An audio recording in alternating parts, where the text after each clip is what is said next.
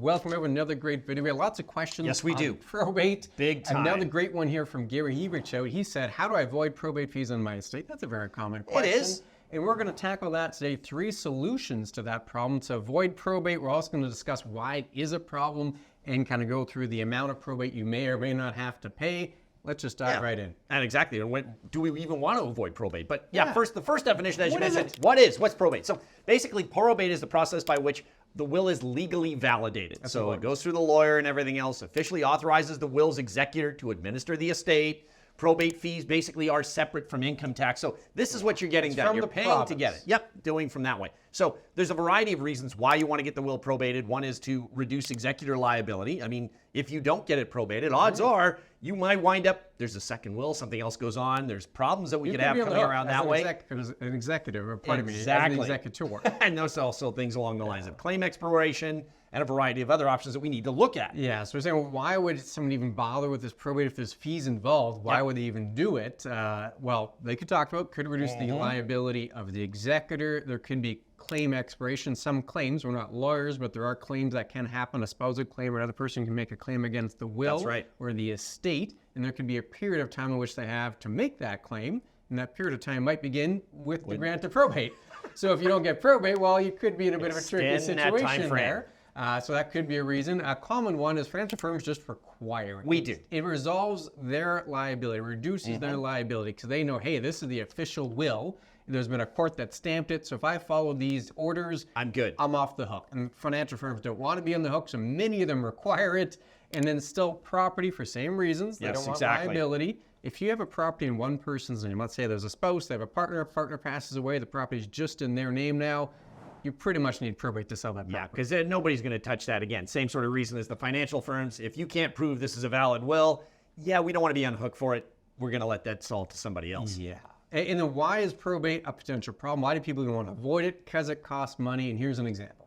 Yeah, I mean, if we take a look at the example that's sitting there on the, example of $500,000 estate, the probate fees, basically depending on what province you're in, can be higher or lower. So, I mean, if you like in a province like Manitoba, which is phenomenal, we have no probate fees. But when you start going out to places like Ontario, now you're at almost $7,000 at $6,700. If you're looking at Nova Scotia, you are sitting there at over $7,000 that you have to pay in probate fees. And each province has its own scenario as to where it works. But the probate fees alone could be a very substantial portion of what's going on going forward. And that's how much the probate can cost. In places like Ontario, BC, Nova Scotia, it's a percentage of the estate. So at $500,000, you're seeing there's $6-7 grand there probate fees. If you had $1 million, well, you could even add even more to that. Or in areas like Alberta, where it's a flat fee, so you're paying $500-600, not a big issue. Or in Manitoba, it's zero.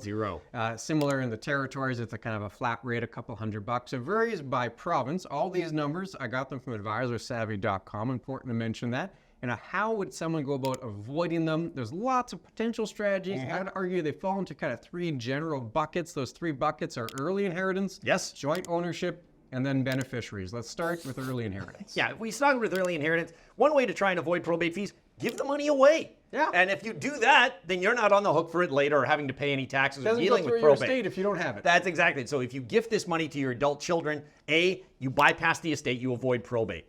It simplifies the estate because if there's nothing in there or if you've gotten rid of most of it, then you don't have to worry about that aspect. And really, when you're gifting, there is no limit. So if you want to do $5 grand, 10 grand, you want to give $1 million away, that's all possible and it's all allowed. Now, gifting assets, depending on how you do it, if it's not cash, you may trigger a capital gain, which would have some possible tax consequences that you may have to deal with.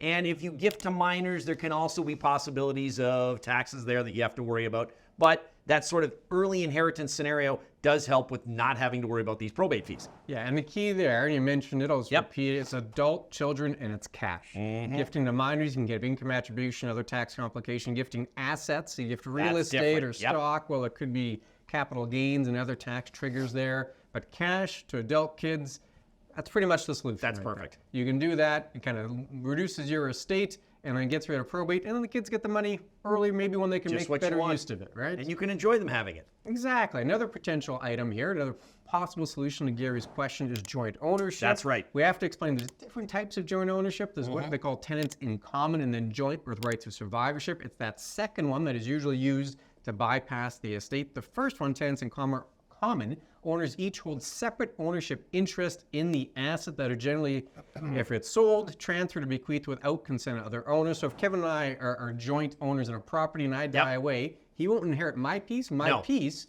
would go perhaps to my wife or through my estate to my kids. So I get my piece. The majority of the rights are survivorship. If I die, then Kevin just gets my piece automatically. That's the easiest way to do it. Automatically goes to the survivor. Yep. That second one is how people might bypass the estate and avoid probate, because if the asset is owned jointly with the rights of survivorship, I die, it goes to the survivor, it does not go through my estate. No. It avoids probate. That's the benefit of that. Of the right with survivorship scenario. But there are a few implications you have to know about. Yeah, I mean, bypassing the probate, again, asset goes directly to the surviving owner, which is great because that's what you want and you want to avoid the probate. But there are possible tax implications. I mean, real estate, if it's joint property owned between, say, a parent and a child, and the child already has a residence, well, now all of a sudden that principal residence scenario doesn't apply anymore. Which one is going to be utilized? Yeah. That's something we have to do. So there's a proportionate loss that may happen there.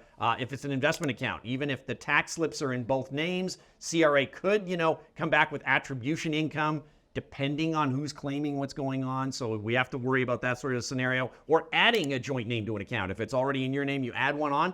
Well, you're now changing what the actual account name is. So you're possibly triggering some capital gains there that will have to be paid by putting a new name on. So those are some of the things. And of course, the last one would be sort of that loss of control scenario to look at. The minute you joined it up with somebody, well, if I put my kid's name on it, they now have access to do whatever they want with the account. I can't say no. They could do withdrawals if it's a bank account or an investment account. That's or if it's real estate, they would have a say in doing renovations or maybe using that, making changes to the real estate property. So they would have some degree of control. And I'm going to repeat this because one we commonly get, so let's add a kid's name to the property or add a kid's name to the investment account. Yep. And that could trigger tax issues when you can't just add a name because they're a joint owner. They own the asset, so technically they're kind of buying the asset and you're selling a portion to them. You can't just slap a name on. Spouses are different. There are some rules about spouses, so adding the spouse's name could be possible, but pretty much anyone else, you're going to have tax consequences as you do that. So kind of a good, the bad, and the ugly here when it comes to joint ownership. The good, it bypasses the estate, so you can avoid probate costs. The bad, we talked about tax implications, loss of control. And then the ugly part is it could create a few issues. One, for estate equalization issues. That's a big one. If you've got a large portion of the assets that are now jointly held, well, there might not be sufficient assets in the estate to fund your legacy and your other gifts and other things you had in your will that you wanted to deal with. And if your desired distribution can't happen, well, that could open you up for claims against the estate from the people that feel like they're missing out. And then another big one here, again, good, bad, and ugly. We're in that ugly category. Well, it opens you up to creditor and maybe even marital claims of the other owner. So if Kevin and I are jointly owned on a property and then I get divorced, my ex-spouse might come after the property saying, hey, Clint, no part of that. And now I'm on portion for it. Getting That's right. I do not need that. So those are things you have to worry about. Or creditors. If someone goes bankrupt, creditors can come after assets. And if you have a joint owner on a property or on an investment account, that's an asset they technically own. And creditors might come after that piece. That's really the ugliest part of the joint ownership. So there's pros and cons there with the joint ownership. Yep, and exactly the issues you have to look at. Now, dealing with it, and you can deal all of the sudden with the beneficiaries of things as well. So if we want to take a look at this joint sort of scenario and anything else, when you're dealing with a beneficiary, any registered account basically can have a beneficiary. It can have an RRSP, a RRIF, a TFSA, a LIRA, all the acronyms that are around out there. You can put a beneficiary's name on this so that money can flow through so that you can possibly avoid that probate scenario. And in most cases, spouses get those sort of scenarios tax-free. So if you have a RRIF and you have your wife as the beneficiary, it will roll to her tax-free. We don't have to worry about that sort of scenario with probate because it's not applicable because we do have a beneficiary named on it. And someone other than the spouse, of course, will probably get the cash, but there may be tax implications as well. TFSA exclusion in there as well for that sort of a beneficiary thing. But that's why, tax-free. And again, good that way. That's why the registered accounts having a beneficiary on it, other than say the estate, can do some real good so that you don't have to worry about that probate fee going forward. Yeah, and avoiding the probate here, a quick recap. We talked about, well, you could do early inheritance. Yes, we talked you about can. joint ownership, the good, the bad, and the ugly there. Now we're talking beneficiaries as a way to avoid probate. And again, the common theme here, they'll bypass the estate. Exactly. They don't have take to worry your will about it. out of the equation. What is in your will, it just kind of goes past the estate. Will won't apply right to the name of the beneficiary. So let's use an example here. Let's say you have an RSP. Yep. You got $400,000 in your RSP when you pass away. If it's your spouse, just goes to them, like Kevin said. Nice and easy, no problem. anyone else, let's say you named your brother on that roll, great, it goes right to your brother, bypasses your estate, no probate, goes right to them, but the $400,000, your brother gets the $400,000, your estate still has to pay the tax. So your estate will have to file a final tax return and claim $400,000 of income and pay the associated tax. Now, if you have other things in your estate, maybe there's enough money there to pay the tax. Then if you're you fine. Don't, CRA can say, you know what, you don't have enough tax for this, but you gave your brother $400,000. We're going after your Going brother after him to get it. for the taxes, and that could create more issues, more complications. Costs. We'll dive a little deeper here, but before we do, this is a great question from Gary. If you have a question, where should folks go? Go to chatwithclintonandkevin.com. It's on the website. You can just pull it up. By all means, if you have questions more on probate and how to either avoid it or anything else on that matter or other financial matters, please get in touch with us. Send us the letter or the question that you have. We'll get back to you on a quick response. And it is Clint or I that will be answering those questions. We're not sending it off to others. And we'll let you know exactly what we think. And if you have follow-ups, then we can go from there. Perfect. Now, we're talking three ways. Gary did ask the question of avoiding probate fees on his estate, and we went through three ways you could skip probate cost in Canada. We should note most wills in Canada are probated for the reasons we mentioned earlier, and we're talking probate fees. Some provinces have big probate fees, some have very little probate fees, but we didn't even mention accounting and legal fees. Yeah, and that's another factor that you have to look at. I mean, to get probate done, first and foremost, you got to take it to a lawyer, and lawyers are going to charge you to probate the will. And then, of course, after that's sort of done, chances are you're going to have to recalculate the final tax return and everything else. Now you're involving the accountant and everything else. So there are fees that can add up. So if you want to try and avoid the probate, you may be paying more in fees for having these things done or creating it yourself and looking at legal challenges than there are the other thing. Yeah, I view it as a trade-off. So, all right, I went through all these strategies to avoid probate, but in doing so, did it create more complication for my executor and for my heirs that now there's more legal and accounting fees Exactly. in order to administer the estate, so it kind of washed each other out? It could be the case. So you have to make sure you look at it at a more encompassing solution. There's always going to be a trade-off. That's why I encourage everyone, view it as more about fit than there is sort of one-size-fits-all solution. Like, oh, I just do this, problem solved.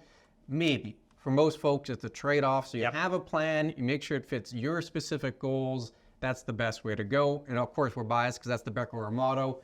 Have that financial plan. And if you like this video talking about probate fees, we got a whole webinar on reducing taxes on your estate. Click on that one, and we'll see you again very soon. Take care.